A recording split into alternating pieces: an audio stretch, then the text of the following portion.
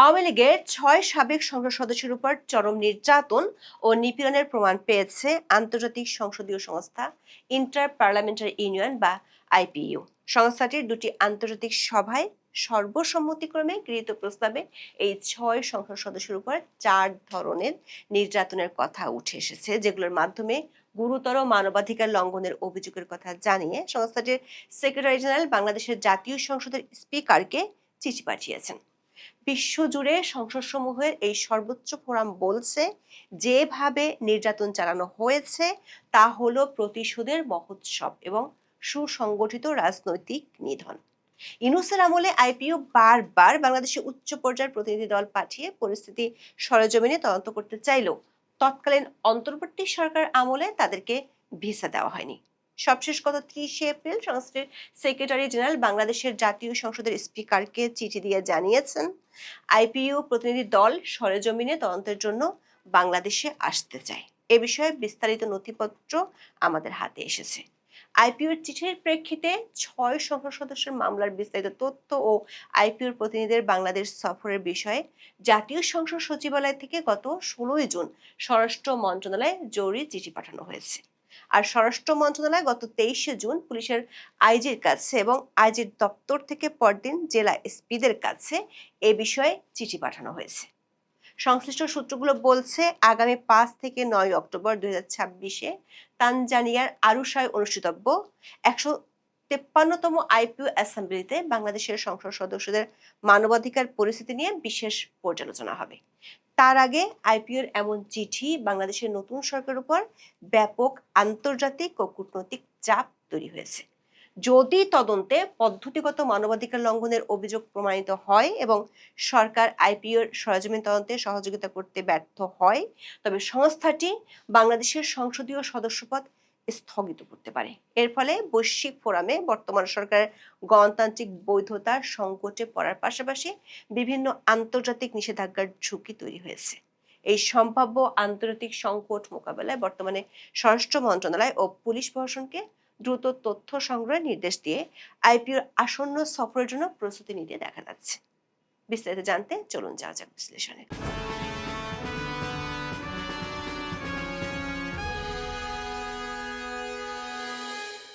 Inter parliamentary union বা IPU হলো বিশ্বব্যাপী সার্বভৌম দেশ নির্বাচিত জাতীয় সংসদগুলোর একটি আন্তর্জাতিক সংস্থা। এটি বিশ্বের অন্যতম প্রাচীন ও বৃহত্তম বহুপাক্ষিক রাজনৈতিক সংগঠন। আইপিইউ হলো বিশ্বজুড়ে সংসদসমূহের সর্বোচ্চ ফোরাম। বিশ্বের প্রায় সব গণতান্ত্রিক দেশের জাতীয় সংসদ বা আইনসভা এই সংস্থার অন্তর্ভুক্ত। বাংলাদেশ জাতীয় সংসদও এই আন্তর্জাতিক সংস্থার সদস্য। এই আন্তর্জাতিক সংস্থাটির সবশেষ দুটি সভায় সর্বসম্মতিক্রমে গৃহীত সিদ্ধান্তে বলা হয়েছে, বাংলাদেশের দ্বাদশ জাতীয় সংসদের ৬ জন সদস্যের উপর প্রতিশোধের মহোৎসব বা রিভেঞ্জ স্প্রি চলছে। আওয়ামী লীগের প্রভাবশালী এই ৬ জন সাবেক সংসদ সদস্য হলেন সাবের হোসেন চৌধুরী, ফজলে করিম চৌধুরী, হাবিবে মিল্লাত, আসাদুজ্জামান নূর, মোশাররফ হোসেন এবং মোহাম্মদ ফারুক খান। তাদের বিরুদ্ধে বাংলাদেশে বিগত ইউনূস সরকার আমলে আনা হয়েছে হত্যা, রাষ্ট্রদ্রোহ ও দুর্নীতির অসংখ্য মামলা। কিন্তু আইপিইউ বলছে এটি কোনো আইনি প্রক্রিয়া নয়, বরং একটি সুপরিকল্পিত প্রতিশোধের মহোৎসব বা রিভেঞ্জ স্প্রি। ২০২৫ সালের ২৩ অক্টোবর যখন জেনেভায় আইপিইউ এর ২১৬তম অধিবেশন বসে, তখন বাংলাদেশে চলছিল অন্তর্বর্তীকালীন সরকারের শাসন। সেই সময় আইপিইউ গভর্নিং কাউন্সিল সর্বসম্মতভাবে একটি কঠোর প্রস্তাব গ্রহণ করে। আইপিইউ রিপোর্টে বলা হয়েছে, ২৪ আগস্ট মাস থেকে আইপিইউর পক্ষ থেকে বাংলাদেশ কর্তৃপক্ষের কাছে একাধিক আনুষ্ঠানিক চিঠি ও তথ্যের অনুরোধ পাঠানো হলেও মোহাম্মদ ইউনূস সরকারের পক্ষ থেকে কোনো সাড়া দেওয়া হয়নি। সবচেয়ে গুরুতর বিষয় ছিল, আইপিইউর মামলাগুলোর বিচার প্রক্রিয়া সরাসরি পর্যবেক্ষণের জন্য একজন স্বাধীন ট্রায়াল অবজারভার বা বিচার পর্যবেক্ষক নিয়োগ করেছিল। কিন্তু অন্তর্বর্তী সরকার আমলাতান্ত্রিক জটিলতা কিংবা ইচ্ছাকৃত বিলম্বের কারণে দুবার সেই পর্যবেক্ষক বাংলাদেশে আসার জন্য প্রয়োজনীয় ভিসা পাননি। একই সাথে আইপিইউ এর একটি উচ্চ পর্যায়ের প্রতিনিধি দল বাংলাদেশে এসে কারাগারে বন্দী সাংসদদের সাথে দেখা করার এবং সরকারের সংশ্লিষ্ট মহলের সাথে কথা বলার ইচ্ছা প্রকাশ করলেও ভিসা সংক্রান্ত সহযোগিতা বা সাড়া ঢাকা থেকে মেলেনি। জেনেভা সিদ্ধান্তে আইপিইউ স্পষ্ট ভাষায় এই ভিসা জটিলতা ও তথ্য না দেওয়ার ঘটনায় গভীর অনুতাপ প্রকাশ করে এবং অবিলম্বে সাবেক সংসদ সদস্যের জীবন ও শারীরিক অখণ্ডতা রক্ষার তাগিদ দেয়। সর্বসম্মতিক্রমে প্রথম সিদ্ধান্তটি গৃহীত হয় ২০২৫ সালের ২৩শে অক্টোবর জেনেভাতে অনুষ্ঠিত সংস্থাটির ২১৬তম অধিবেশনে। ওই সভায় এই ৬ সংসদ সদস্যের বিরুদ্ধে ইউনূস সরকার ৪টি ক্ষেত্রে গুরুতর মানবাধিকার লঙ্ঘন করেছে বলে প্রস্তাব গৃহীত হয়। এই অভিযোগগুলো হলো তাদেরকে হুমকি ও ভয়ভীতি দেওয়া হচ্ছে, নির্বিচারে গ্রেপ্তার ও আটকের অমানবিক শর্ত এবং সংসদ সদস্যের বিরুদ্ধে গৃহীত কার্যক্রমে যথাযথ প্রক্রিয়ার অভাব। সর্বসম্মতিক্রমে গৃহীত সিদ্ধান্তগুলো সহ একটি চিঠি বাংলাদেশের বিগত ইউনূস সরকারের দপ্তরে পাঠানো হয়েছিল। তখন বিষয়টি তদন্তের জন্য আইপিইউর একটি দল বাংলাদেশে আসতে চেয়েছিল। নিউ ইয়র্কে মোহাম্মদ ইউনূসের কাছে আইপিইউ এর সেক্রেটারি জেনারেল মার্টিন চুংগং বাংলাদেশের সংস্থাটির প্রতিনিধি দল পাঠানোর বিষয়টি তুলে ধরেন। ইউনূস বৈশ্বিক দরবারে মুখ রক্ষার জন্য তখন রাজি হলেও পরে আইপিইউ এর প্রতিনিধিদের বাংলাদেশে আসার ভিসা দেয়নি। ইউনূস সরকারের গড়িমসি দেখে ইস্তাম্বুল অনুষ্ঠিত আইপিইউ এর ২১৭তম অধিবেশনে আবারও একই বিষয়ে প্রস্তাব গৃহীত হয়। এর মধ্যে ২০২৬ সালের ফেব্রুয়ারি নির্বাচনের মাধ্যমে বিএনপি ক্ষমতায় আসে। এর ফলে ২০২৬ সালের এপ্রিল মাসে ইস্তাম্বুলে অনুষ্ঠিত আইপিইউ এর ২১৭তম অধিবেশনে দৃশ্যপটে এক বড় পরিবর্তন আসে। এই অধিবেশনে বাংলাদেশের একটি সরকারি সংসদীয় প্রতিনিধি দল অংশ নেয় এবং আইপিইউ এর হিউম্যান রাইটস কমিটির মুখোমুখি হয়। ওই প্রস্তাবে বাংলাদেশের এই সাবেক ৬ সংসদ সদস্যের উপর নির্যাতন এবং নিপীড়ন চালানোর অভিযোগ আনা হয়েছে। সবশেষ অধিবেশনে গৃহীত ৪ পৃষ্ঠার প্রস্তাবে এই ৬ সংসদ সদস্যের উপর কি ধরনের নিপীড়ন নির্যাতন চালানো হয়েছে এবং হচ্ছে তা নিয়ে বিস্তারিত তুলে ধরা হয়েছে। আইপিইউ রিপোর্টে প্রথমে তুলে ধরা হয়েছে সাবির হোসেন চৌধুরীর কথা। তিনি আইপিইউ এর সাবেক অনারারি প্রেসিডেন্ট। সংস্থাটির রিপোর্টে বলা হয়েছে ২৪ ৫ই আগস্ট তার বাসভবনে আগুন দেওয়া হয় এবং তাকে ও তার পরিবারকে পুড়িয়ে মারার চেষ্টা করা হয় বলে অভিযোগ রয়েছে। ২৪ ৫ই অক্টোবর তাকে গ্রেপ্তার করা হয় এবং পরদিন আদালতে নেওয়ার পথে মব সন্ত্রাসীরা তার মাথায় ইট ছুঁড়ে মারে। ওই বছরের ৭ই অক্টোবর ৬টি মামলায় জামিন পেয়ে তিনি ছাড়া পান। তবে তার বিরুদ্ধে ৭টি হত্যা মামলা সহ ৩০টি মামলা বিচারাধীন আছে এবং যে কোনো সময় তাকে আবার গ্রেফতার করা হতে পারে। রিপোর্টটিতে বলা হয়েছে সাবির হোসেন চৌধুরী মব সন্ত্রাসীদের আক্রমণের শিকার হয়ে যেভাবে আঘাত পেয়েছেন তার সুচিকিৎসার জন্য বিদেশে যাওয়া দরকার, কিন্তু বাংলাদেশ সরকার তার বিদেশে যাওয়ার অনুমতি দিচ্ছে না। যদিও চিকিৎসকরা জানিয়েছেন তার জন্য বিশেষায়িত চিকিৎসা প্রয়োজন, যা দেশে সম্ভব নয়। আইপিইউ রিপোর্টে সাবেক সংসদ সদস্য ফজলে করিম চৌধুরীর ভয়াবহ অভিজ্ঞতার কথা তুলে ধরা হয়েছে। জনাব চৌধুরী আইপিইউ কমিটির মানবাধিকার বিষয়ক সাবেক সভাপতি। ২৪ সেপ্টেম্বর থেকে তিনি কারাগারে আছেন। তার হৃদরোগ, ডায়াবেটিস ও কিডনি জটিলতার চিকিৎসা দেওয়া হচ্ছে না বলে অভিযোগ উঠেছে। তার ছেলে ফারাজ চৌধুরী আইপিইউর ইস্তাম্বুল অধিবেশনে সাক্ষ্য দিয়েছেন। তার বাবার জীবনের উপর জেলে হত্যার ষড়যন্ত্র পর্যন্ত চলছে। এমনকি আইপিইউর সেক্রেটারি জেনারেল মার্টিন চুংগং বাংলাদেশের জাতীয় সংসদের বর্তমান স্পিকার হাফিজউদ্দিন আহমেদ বীর বিক্রমকে গত ৩০ এপ্রিল দেয়া এক চিঠিতে জানিয়েছেন ফজলে করিম চৌধুরীর ঘাড়ে আঘাতজনিত সমস্যা আরও গুরুতর হয়েছে। ২৪ জুন দৈনিক প্রথম আলোতে প্রকাশিত এক খবরে বলা হয়েছে সাবেক সংসদ সদস্য এবিএম ফজলে করিম চৌধুরীকে অ্যাম্বুলেন্সে করে আন্তর্জাতিক অপরাধ ট্রাইব্যুনালে নেওয়া হয়েছিল। বুধবার সকালে ট্রাইব্যুনালে নেওয়া হলেও বিচার কাজের সময় তাকে এজলাসের কাঠগড়ায় তোলা হয়নি। তিনি অ্যাম্বুলেন্সে ছিলেন। বিচার কাজ শেষে বেলা ২:৩০টার দিকে ফজলে করিমকে নিয়ে ট্রাইব্যুনাল প্রাঙ্গণ ত্যাগ করে অ্যাম্বুলেন্সটি। ট্রাইব্যুনালের প্রসিকিউটর ফারুক আহমেদ বিষয়টি প্রথম আলোকে নিশ্চিত করেছেন। আইপিইউ রিপোর্টটিতে বলা হয়েছে সিরাজগঞ্জের সাবেক সংসদ সদস্য হাবিবে মিল্লাতের ভাগ্যেও জুটেছে ভয়াবহ অভিজ্ঞতা। ২০২৪ সালের আগস্টের শুরুর দিকে তার সিরাজগঞ্জের বাসভবনে ৩ দফায় হামলা, লুটপাট ও অগ্নিসংযোগ করা হয়। বর্তমানে তিনি প্রবাসে নির্বাসিত জীবনযাপন করছেন এবং তার অনুপস্থিতিতে তার বিরুদ্ধে একাধিক খুনের ও চাঁদাবাজির মামলা দায়ের করা হয়েছে, যা আইপিইউর দৃষ্টিতে উদ্দেশ্য প্রণোদিত। আইপিইউ রিপোর্টে উদ্বেগ জানানো ৬ সংসদ সদস্যের আরেকজন হলেন বরেণ্য অভিনেতা ও সাবেক মন্ত্রী আসাদুজ্জামান নূর। ২৪ সেপ্টেম্বর কোনো ওয়ারেন্ট ছাড়াই তাকে গ্রেপ্তার করা হয়। তার পিঠের হাড়ের সমস্যা এবং হাঁপানি থাকলেও তাকে তার পরিবার বা আইনজীবীদের সাথে দেখা করতে বাধা দেওয়া হচ্ছে বলে আইপিইউর প্রতিবেদনে উল্লেখ করা হয়েছে। আদালত তাকে জামিন দেওয়ার কথা বললেও অ্যাটর্নি জেনারেলের অফিস থেকে বারবার স্থগিত আদেশ আনার আবেদন করা হচ্ছে। আইপিও রিপোর্টে বলা হয়েছে, আরেক সাবেক সংসদ সদস্য মোশাররফ হোসেনের ক্ষেত্রে পরিস্থিতি আরও উদ্বেগজনক। তাকে 2022 সালে একটি ঘটনার অভিযোগে গ্রেপ্তার করা হয়েছে, যদিও সেই ঘটনার সময় তিনি ঘটনাস্থলে ছিলেন না বলে অকাট্য প্রমাণ বা এলিবাই রয়েছে। 2024 সালের 9 ডিসেম্বর হাইকোর্ট তাকে মানবিক কারণে জামিন দিলেও 19 ডিসেম্বর সুপ্রিম কোর্টের আপিল বিভাগ তা স্থগিত করে দেয়। ফলে আপিল বিভাগ সরকারকে নির্দেশ দিয়েছিল তাকে সর্বোচ্চ চিকিৎসা দেওয়ার। আইপিও নথিতে দেখা যাচ্ছে সরকারের সেই আদেশ বাস্তবায়িত হয়নি। কারাগারে তিনি আশঙ্কাজনকভাবে ওজন হারিয়েছেন এবং তার হাঁটার ক্ষমতা সম্পূর্ণ হারিয়ে গেছে। চট্টগ্রাম মিরসরাই আসনের সাবেক সংসদ সদস্য ও সাবেক গণপূর্ত মন্ত্রী বীর মুক্তিযোদ্ধা ইঞ্জিনিয়ার মোশাররফ হোসেন গত 13ই মে মারা গেছেন। আরেক সংসদ সদস্য ও সাবেক মন্ত্রী মোহাম্মদ ফারুক খানকে গ্রেপ্তার করা হয় সিএমএইচে ফিজিওথেরাপি নেওয়ার সময়। তাকে তার নিয়মিত ওষুধগুলো পর্যন্ত সাথে নিতে দেওয়া হয়নি। রিপোর্টে বলা হয়েছে, আইসিটি বা আন্তর্জাতিক অপরাধ ট্রাইব্যুনালেও তাকে আসামি করা হয়েছে, কিন্তু তার আইনজীবীরা বলছেন নির্দিষ্ট কোনো অভিযোগের বিবরণ তাদের দেওয়া হচ্ছে না। আইপিওর তথ্য মতে কেবল আসামি নন, তাদের আইনি সহায়তা দানকারী আইনজীবীদেরও আদালত প্রাঙ্গণে হেনস্থা ও আক্রমণের শিকার হতে হচ্ছে। আইপিও তাদের রিপোর্টে উল্লেখ করেছে, 2024 সালের আগস্টের পর থেকে বাংলাদেশের বিভিন্ন কারাগারে আওয়ামী লীগ ও তার সহযোগী সংগঠনের 100 জনের বেশি সাবেক সংসদ সদস্য বন্দী রয়েছেন।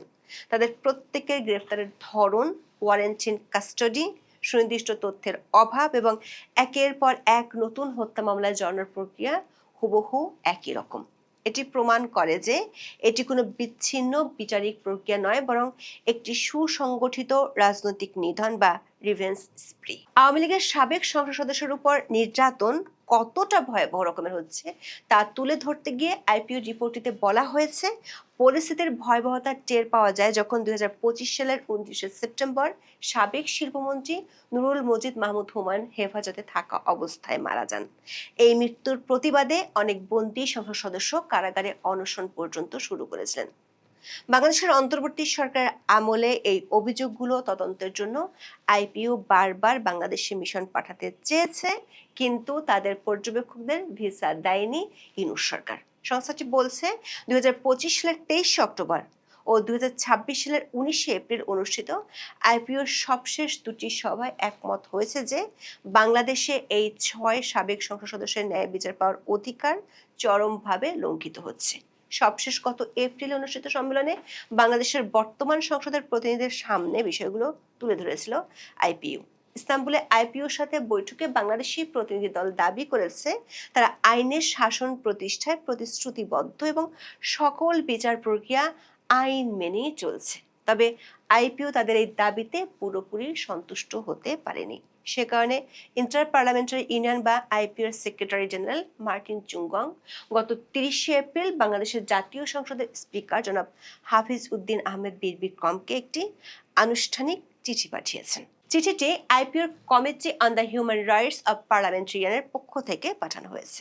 এতে ইস্তাম্বুলে অনুষ্ঠিত 152তম আইপিও অ্যাসেম্বলিতে গৃহীত সিদ্ধান্তের কথা উল্লেখ করা হয়েছে, যা বাংলাদেশের 6 জন সাবেক সংসদ সদস্যের মানবাধিকার পরিস্থিতি সম্পর্কিত।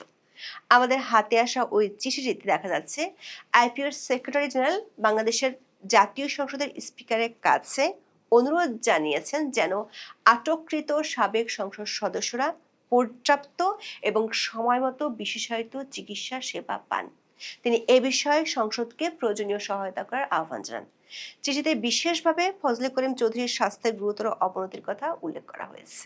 জেলখানার মেডিকেল রেকর্ডের উদ্ধৃতি দিয়ে সেক্রেটারি জেনারেল জানিয়েছেন, জনাব চৌধুরী ঘাড়ের ব্যথা সহ দুর্ঘটনাবশত আঘাতে ভুগছেন।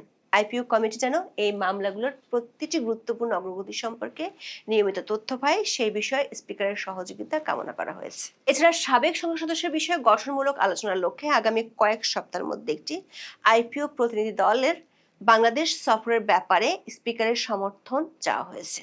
আইপিওর এমন চিঠির প্রেক্ষিতে গত 16 জুন জাতীয় সংসদের সচিবালয় থেকে স্বরাষ্ট্র মন্ত্রণালয়ের সিনিয়র সচিব বরাবর একটি চিঠি পাঠানো হয়। জাতীয় সংসদ সচিবালয়ের সহকারী সচিব শহীদুল ইসলামের পাঠানো ওই চিঠিতে আইপিওর সেক্রেটারি জেনারেলের চিঠিটি সংযুক্ত করে দেওয়া হয়। চিঠিতে বলা হয়, আগামী 5 থেকে 9 অক্টোবর তানজানিয়ার আরুশায় অনুষ্ঠিতব্য আইপিওর 153তম অ্যাসেম্বলিতে সংস্থাটির মানবাধিকার বিষয়ক কমিটিতে এই 6 সংসদ সদস্যের মামলাগুলো আবারও তোলা হবে।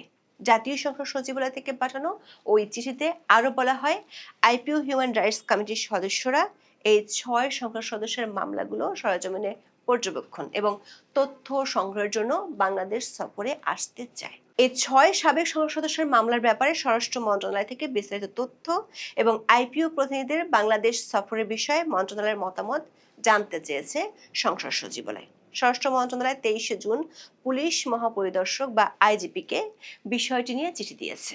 আমাদের হাতে আসা ওই চিঠিতে দেখা যাচ্ছে, আগামী 28 জুনের মধ্যে আইজিপিকে ওই 6 সাবেক সংসদ সদস্যের মামলার তথ্য এবং আইপিওর প্রতিনিধিদের বাংলাদেশ সফরের ব্যাপারে মতামত জানাতে বলা হয়েছে। পুলিশ সদর দপ্তর থেকে প্রত্যেক জেলার এসপির কাছে 6 সংসদ সদস্যের মামলার তথ্য চেয়ে চিঠি পাঠানো হয়েছে। জেলার এসপিরা 24 জুন সংশ্লিষ্ট থানাগুলোতে একটি নির্দিষ্ট ছকে তথ্য পাঠাতে ওসিদের কাছে চিঠি দিয়েছে।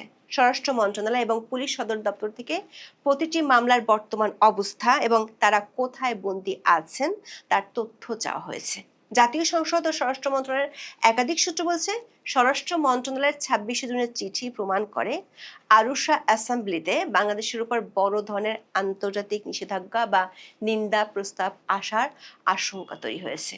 আইপিও বারবার বাংলাদেশে মিশন পাঠাতে চাইলেও ভিসা জটিলতার কারণে তা বারবার ব্যাহত হচ্ছে।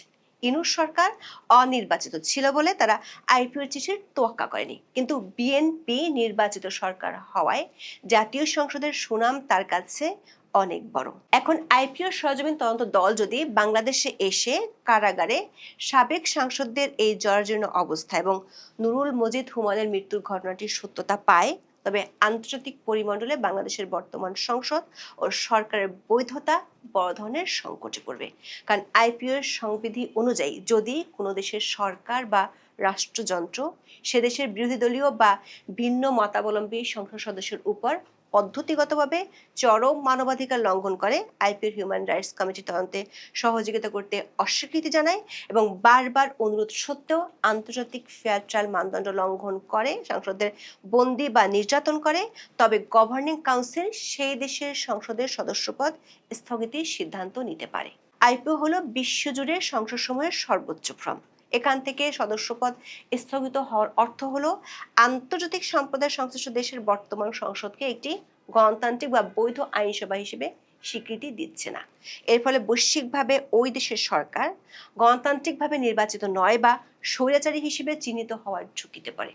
আইপিও সিদ্ধান্তের উপর ভিত্তি করে বিশ্বের ক্ষমতাধর গণতান্ত্রিক দেশগুলো যেমন মার্কিন যুক্তরাষ্ট্র, যুক্তরাজ্য, ইউরোপীয় ইউনিয়নের সদস্য রাষ্ট্রসমূহ তাদের দ্বিপাক্ষিক নীতি পরিবর্তন করতে পারে। স্থগিতাদেশের পর সেসব দেশ সংশ্লিষ্ট দেশের সাথে কূটনৈতিক সম্পর্ক সীমিত করতে পারে, উচ্চ পর্যায়ের দ্বিপাক্ষিক সফর বাতিল করতে পারে কিংবা সরকারের উপর বিভিন্ন ধরনের রাজনৈতিক চাপ সৃষ্টি করতে পারে। আবার আইপিওর সাথে জাতিসংঘের অত্যন্ত জোরালো প্রাতিষ্ঠানিক সম্পর্ক আছে। আইপিওতে কোনো দেশ নিষিদ্ধ বা স্থগিত হলে জাতিসংঘ, কমনওয়েলথ বা অন্যান্য বৈশ্বিক ফোরামে সেই দেশের গ্রহণযোগ্যতা মারাত্মকভাবে কমে যায়। অনেক সময় কমনওয়েলথের মতো সংস্থাগুলো আইপিও সিদ্ধান্তের আদলে সে দেশে তাদের সদস্যপদ স্থগিত করার উদ্যোগ নেয়। এখন দেখার বিষয় বাংলাদেশ সরকার আইপিওর চিঠির প্রেক্ষিতে কি সিদ্ধান্ত নেয়। একটি সূত্রে জানা গেছে, বিগত সংসদের আরো 50 জন সংসদ সদস্য আইপিওতে অভিযোগ দায়ের করেছেন, যেগুলো নিয়ে আগামী সভায় আলোচনা হতে পারে। তার আগে আইপিও প্রতিনিধি দল বাংলাদেশে এসে বিষয়টি সরেজমিনে তদন্ত করতে চায়। এখন এই পর্যন্ত। সবাই ভালো থাকুন, সুস্থ থাকুন, নিরাপদে থাকুন। দেখা হবে আগামী পর্বে।